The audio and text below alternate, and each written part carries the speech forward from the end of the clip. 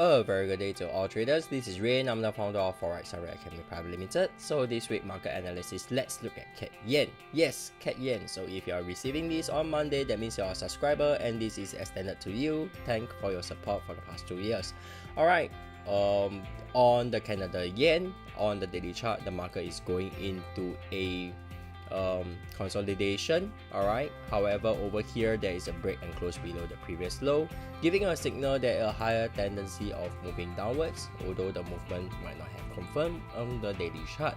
On the 4-hour chart, the downward movement, downtrend has already been confirmed, so this area can be a potential sell zone. Head down to 1-hour chart, market retrace back into the sell zone. Back to the daily chart while I'll share with you my analysis. To the 4-hour chart, there is a sell zone that I have mentioned earlier on. Head down to 1 hour, there is a bad formation waiting to complete somewhere at 82.38, looking for a shorting opportunity.